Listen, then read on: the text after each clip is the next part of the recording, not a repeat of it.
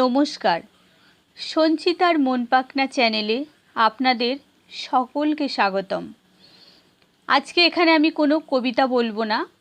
আজকে আমি স্বামী বিরজানন্দ মহারাজের পরমার্থ প্রসঙ্গের যে 352টি বাণী আছে, সেই বাণীগুলো আমি প্রতিদিন একটা কি দুটো করে পাঠ করব। তাহলে আজকে আমি পরমার্থ প্রসঙ্গের 1 নম্বর বাণীটি পড়ছি। 1.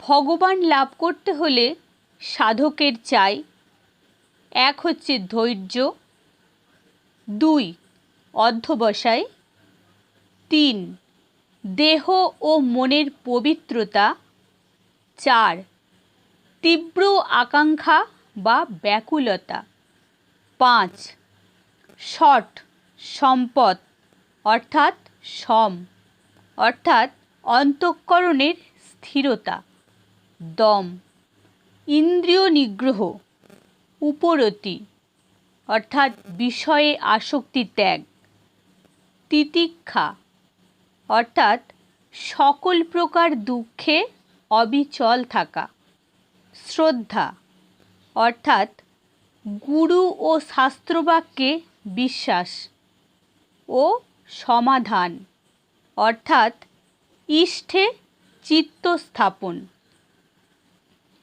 দ্বিতীয় বাণী।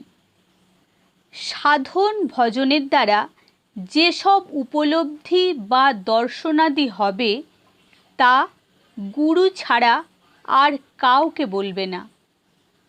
তোমার আধ্যাত্মিক সম্পদ তোমার অন্তরতম চিন্তাধারা নিজের অন্তরে লুকিয়ে রাখবে, তা অপরের কাছে প্রকাশ করবে না। উহা তোমার পবিত্র গুপ্তধন, একমাত্র ভগবানের সঙ্গে একান্তে উপভোগ্য বস্তু। সেই রকম আবার তোমার দোষ, ত্রুটি ও অনাচারের কথা অপরের কাছে বলে বেড়াবে না, তাতে আত্মসম্ভ্রম খোয়াবে ও অপরের কাছে হীন বলে প্রতিপন্ন হবে।